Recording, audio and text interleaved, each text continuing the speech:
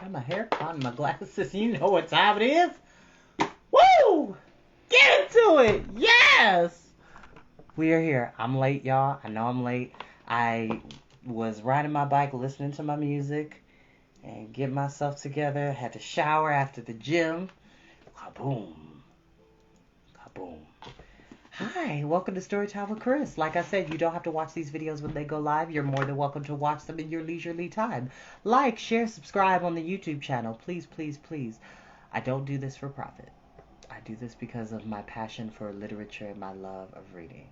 And to get people also excited for that. Because no matter how old or young you are, you should always be reading. And I can't see my screen because I don't have my glasses on. And by the way, if you all happen to be outside, y'all need to check out the moon. It is beautiful. It's not even full yet. It's full on Saturday, technically speaking. But she's working. And Mercury retrograde starts in Libra tomorrow. So be careful out there with what you say and who you say it to. And some things may be miscommunicated. So, you know, just be mindful of how we interact with each other. Ooh, that's better. Okay. All right. Let's find our mood for this reading of Anne of Green Gables. Goodness.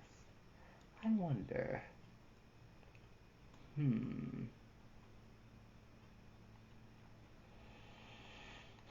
I gotta be very careful because I don't want to get muted because I'm using copyrighted music, which most of the stuff I use is ambient music or classical music. So I try to be very mindful of that. And tonight I'm super excited because Disney's remake of Pinocchio is on Disney Plus. I'm gonna watch it after this, and I'm super excited. Pinocchio is one. I've read Pinocchio for Storytime. Unfortunately, because of Facebook and its algorithm and not keeping videos forever today, but thankfully I have most of the episodes I did for Pinocchio of the original story on my Google Photos. So I will try to upload most of those videos on here at some point. So I do appreciate you all's patience.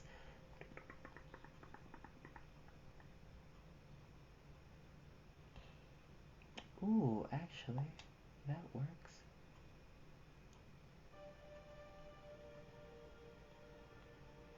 We are back with Mr. Ambiance because they are awesome and they always have some incredibly good stuff to listen to. Oh. Wow, the moon is shining brightly. I wish I could show you all.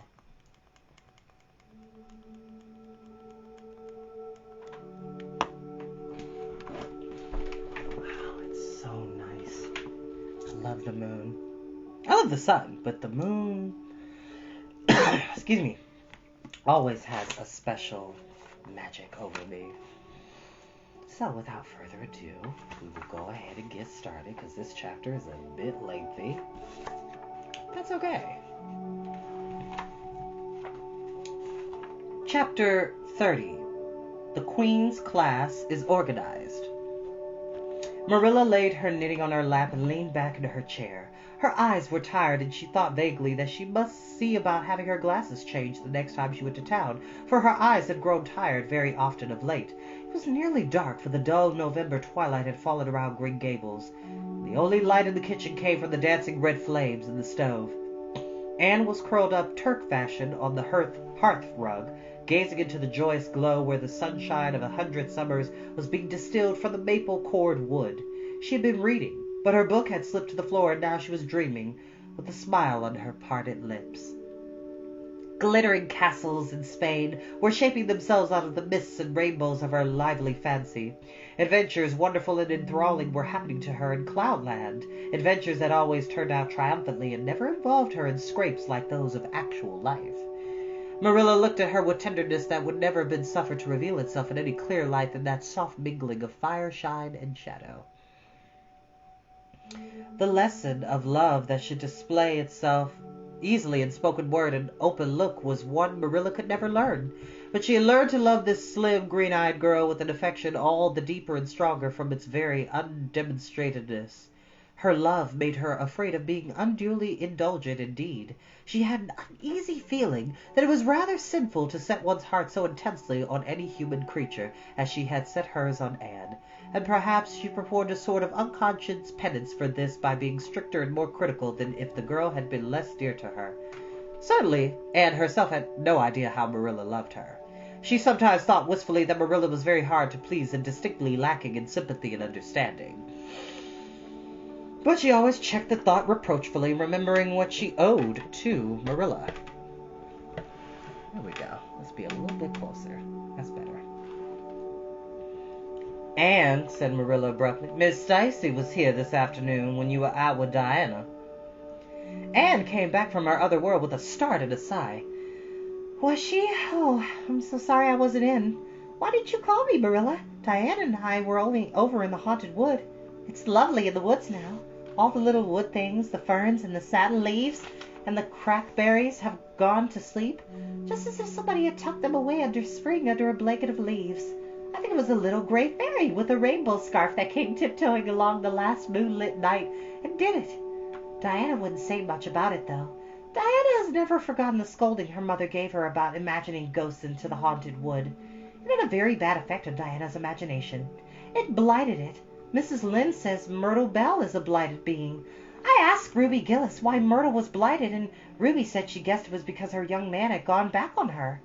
Ruby Gillis thinks of nothing but young men, and the older she gets, the worse she is. Young men are all very well in their place, but it does do to drag them into everything, does it? Diana and I are thinking seriously of promising each other that we will never marry, but be nice old maids and live together forever. Diana hasn't quite made up her mind, though, because she thinks perhaps it would be nobler to marry some wild, dashing, wicked young man and reform him. Diana and I talk a great deal about serious subjects now, you know. We feel that we are so much older than we used to be that it isn't becoming to talk of childish matters. It's such a solemn thing to be almost 14, Marilla. Miss Stacy took all us girls who were in our teens down to the brook last Wednesday and talked to us about it. She said we couldn't be too careful what habits we formed and what ideals we acquired in our teens, because by the time we were 20, our characters would be developed and the foundation laid for our whole future life. And she said if the foundation was shaky, we could never build anything really worthwhile on it, which is actually kind of true. Because your 20s, your teenage years are very formative children, and they are very important. But when you get to your 20s and you've already pretty much settled yourself into a routine, it is kind of hard to deviate off of that. So always be willing to be well-rounded, but always be willing to explore and to learn. No matter how old you get, you can always learn from somebody, whether they are older or younger than you. You can always learn. Diana and I talked the matter over coming home from school. We felt extremely solemnly, Marilla, and we decided that we would try to be very careful and form respectable habits and learn all we could and be as sensible as possible, so that by the time we were 20, our characters would be properly developed. It's perfectly appalling to think of being 20, Marilla. It sounds so fearfully old and grown up. But why was Miss Stacy here this afternoon? That is what I want to tell you, and if you'll ever give me a chance to get a word in edgewise. I love that phrase. Letting me get a word in edgewise. I love it. She was talking about you. About me? Anne looked rather scared, and she flushed and exclaimed, "Oh, I know what she was saying. I meant to tell you, Marilla. Honestly, I did, but I forgot.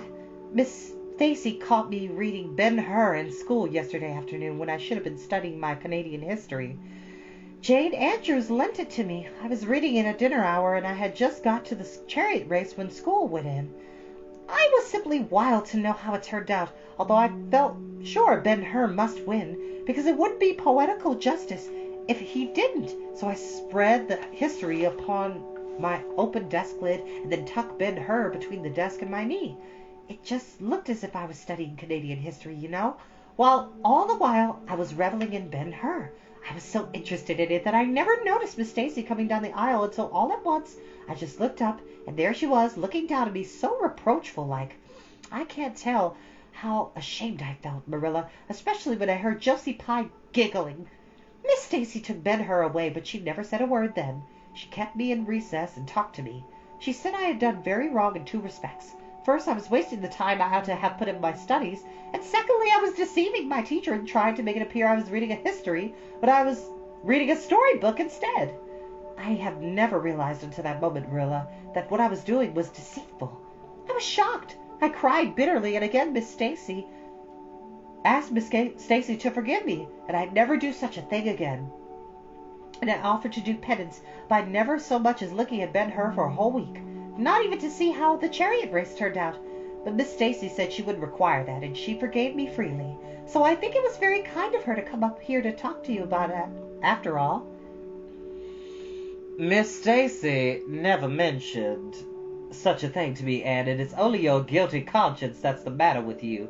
You had no business to be taking storybooks to school. You read too many novels anyhow. When I was a girl, I wasn't so much as allowed to look at a novel, which is really messed up. Which we have to keep in mind, this is a story that's set in the 1910s, early 1900s, late 1800s, so to speak. So yeah, things have changed since then. And Ben-Hur is an incredible story, and it's an incredible movie. The original, not the remake. I apologize, y'all, for pausing. I thought I saw some flash across my window. Never mind.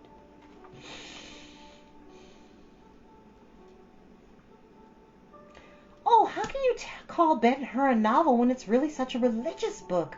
Protested Anne. Of course it's a little too exciting to be a proper reading for Sunday, and I only read it on weekdays, and I never read any book now unless either Miss Stacy or Mrs. Allen thinks it's a proper book for a girl 13 3/4 to read. Miss Stacy made me a promise that she found me reading a book one called The Lurid Mystery of the Haunted Hall. It was one Ruby Gillis had lent me, and oh, Marilla, it was so fascinating and creepy. It just curdled the blood in my veins.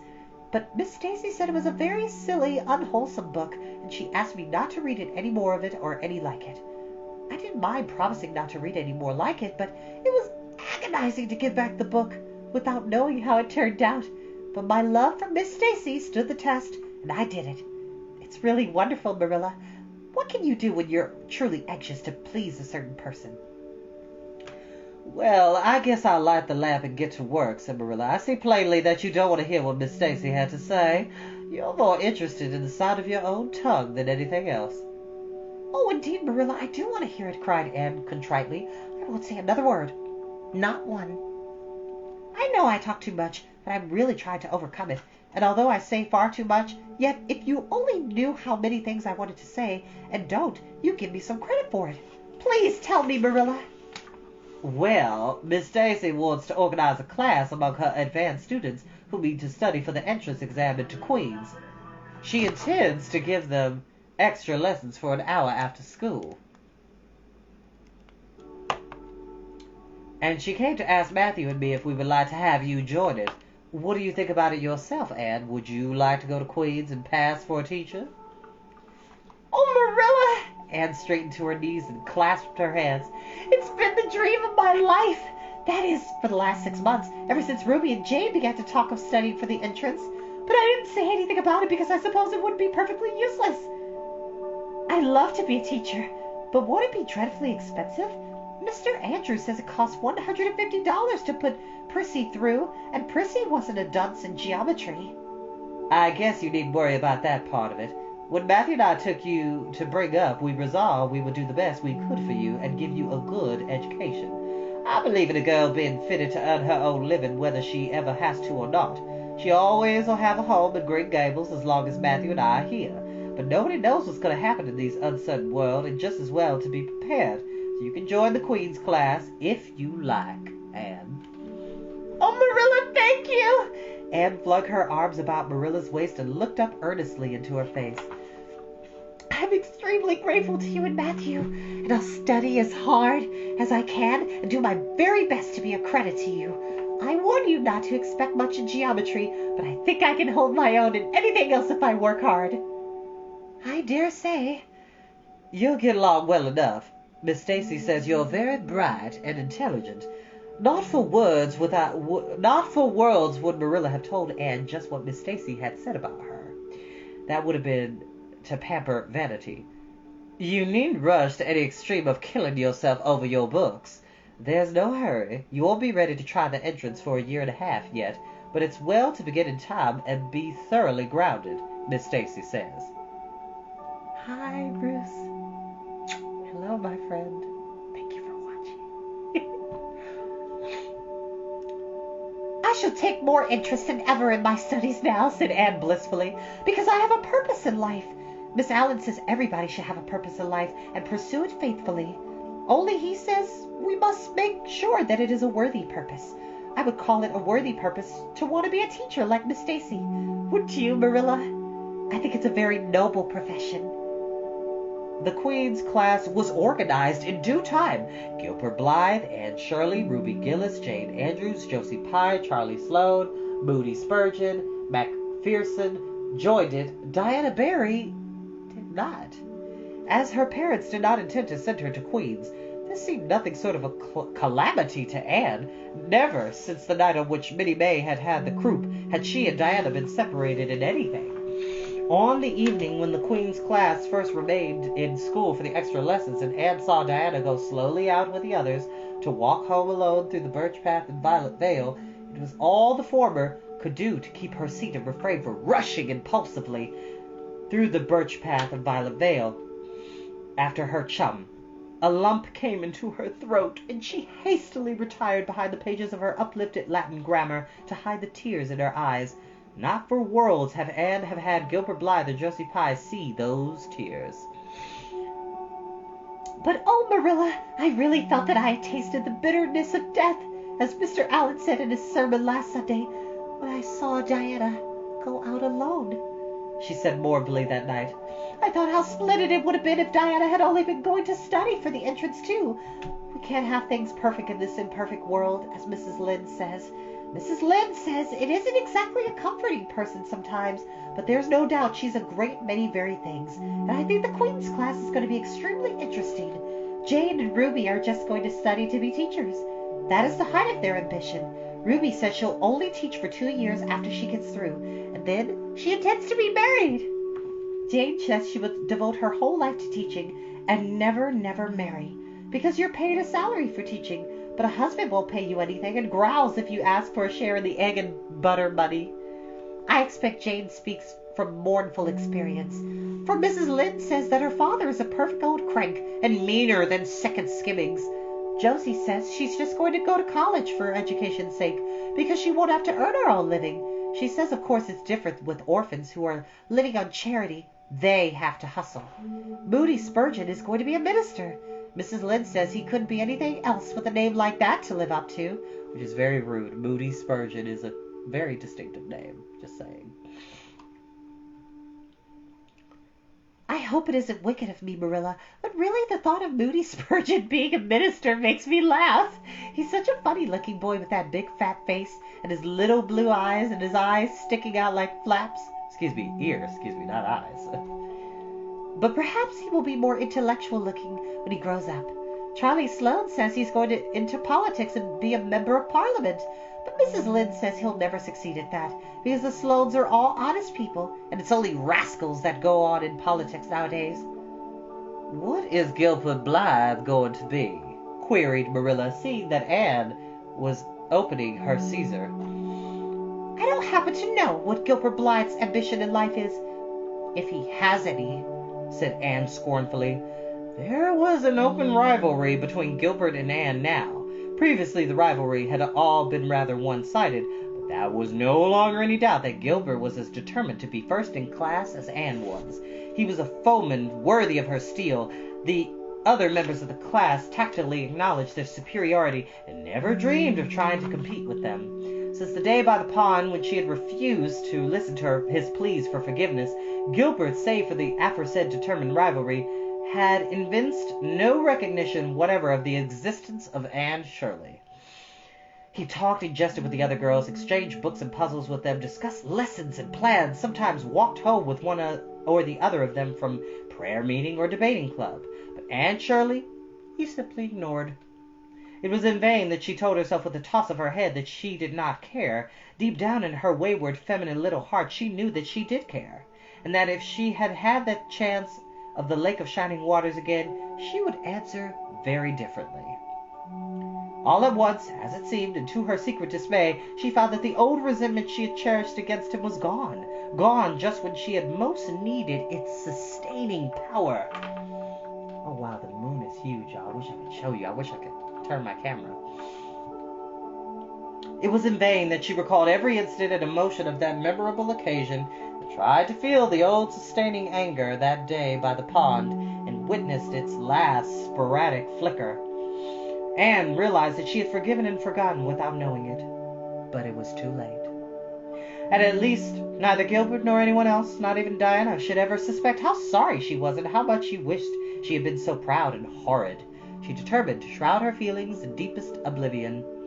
And it may be stated here and now, she did it so successfully that Gilbert, who possibly was not quite so indifferent as he seemed, could not console himself with any belief that Anne felt his retaliatory scorn. The only poor comfort he'd had was that she snubbed Charlie Sloane unmercifully, continually, and undeservedly. Which goes back to my point in 2 chapters before. When somebody picks on you and goes out of their way to try to get your attention and talks to other free people in front of you and does all the things you like with other people instead of you, it's because they like you. And it's okay. As long as they're not putting their hands on you. Now, if somebody puts their hands on you, that's never okay, okay? You tell a teacher, and if they don't do anything, you tell an adult. And if they don't do anything, you tell your parents. And if they don't do anything, you tell me. And then I'll go make sure it gets taken care of, okay? Don't let anybody put their hands on you.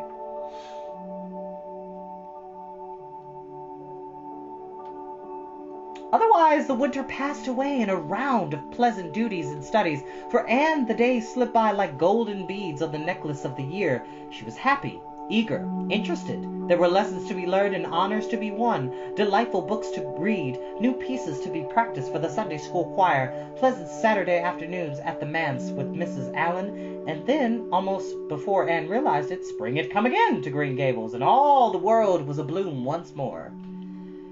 Excuse me. Studies palled, just like a wee bit then. The Queen's class left behind in school, while the others scattered to green lanes and leafy woodcuts and meadow byways, looked wistfully out of the windows and discovered that Latin verbs and French exercises had somehow lost the tang and zest that it possessed in the crisp winter months. Even Anne and Gilbert lagged and grew indifferent. Teacher and taught were alike glad when the term was ended, and the glad vacation days stretched rosily before them. "But you've done good work this past year," Miss Stacy told them on the last evening, "and you deserve a good jolly vacation. Have the best time you can in the out-of-door world, and lay in a good stock of health and vitality and ambition to carry you through next year. It will be the tug of war, you know, the last year before the entrance." "Are you going to be back next year, Miss Stacy?" asked Josie Pye, which I'm sticking to that voice for Josie, because that just fits her. Josie Pye never scrubbed to ask questions. In this instant, the rest of the class felt grateful to her.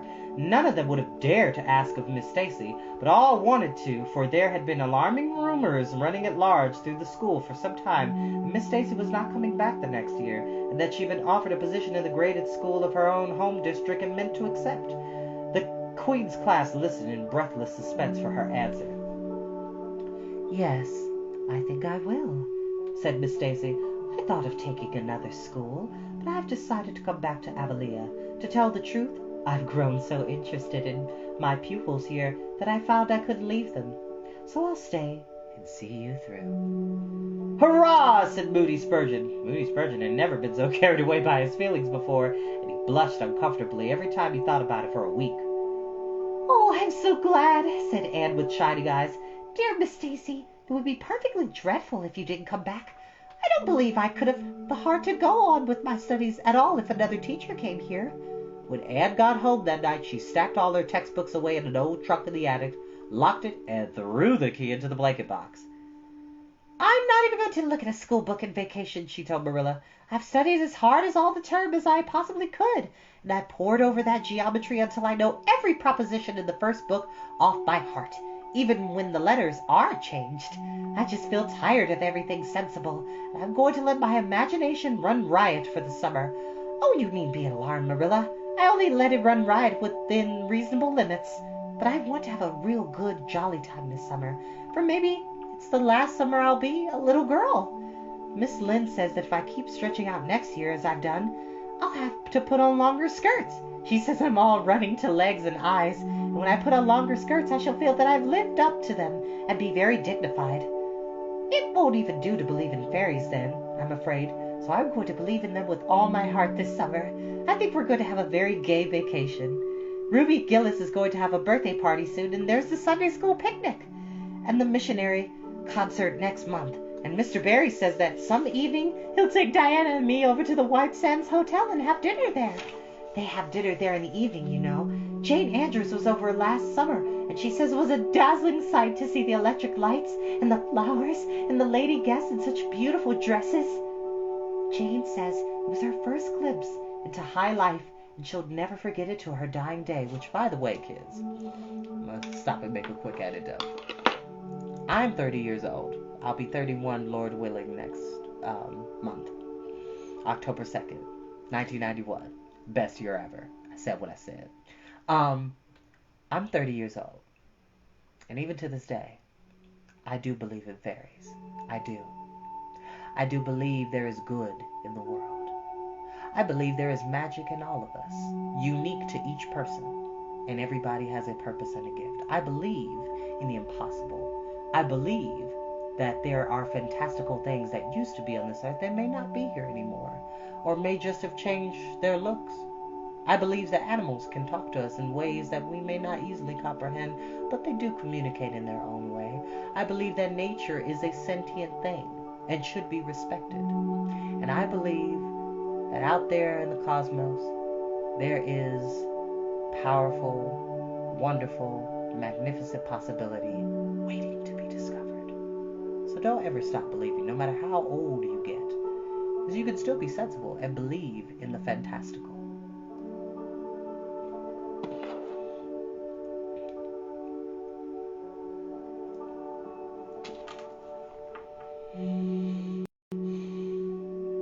Mrs. Lynde came up the next afternoon to find out why Marilla had not been at the aid meeting on Thursday.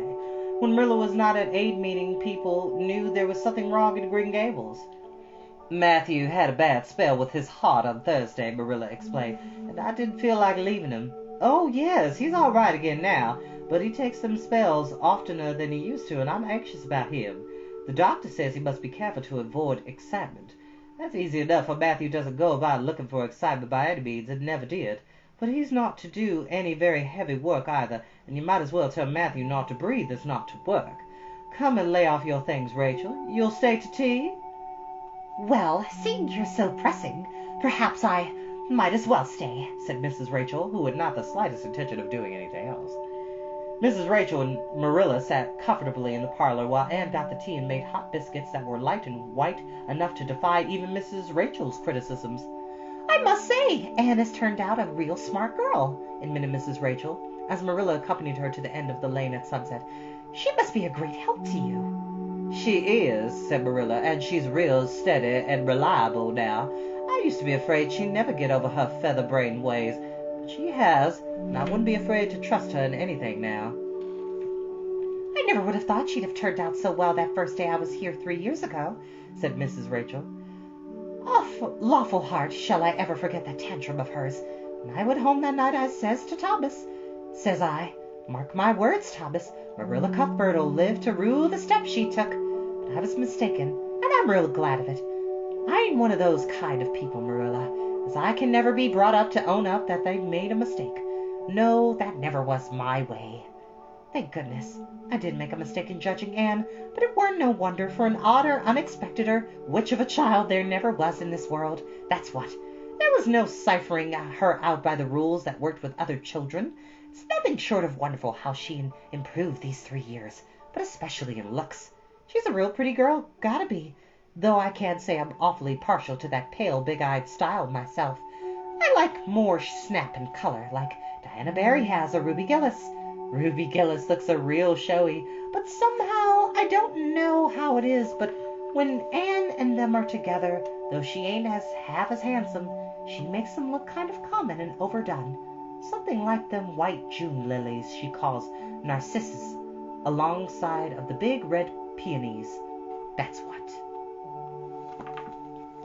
And that is where we shall end for tonight. And mind you, y'all, this is book 1 of a whole series of books. Which, actually, I can look in the front. It should tell me. Oh, wow, they don't. Hold on. Wait 1 second. I'm going to find it. No. Okay. Yes. Okay. So there's 6 books in the series. There's Anne of Avonlea, Anne of the Island, Anne of Windy Willows, Anne's House of Dreams, Anne of Ingleside. So this series of books does go all the way up until Anne's adult life. So if you all are ever interested at a later point after we're done with this, because I'm going to go on to a more spooky tale as this one ends, I will definitely read those later books. I think that would be quite fun, actually. But I love you all so very much, and thank you for watching. I'll see you next time, okay?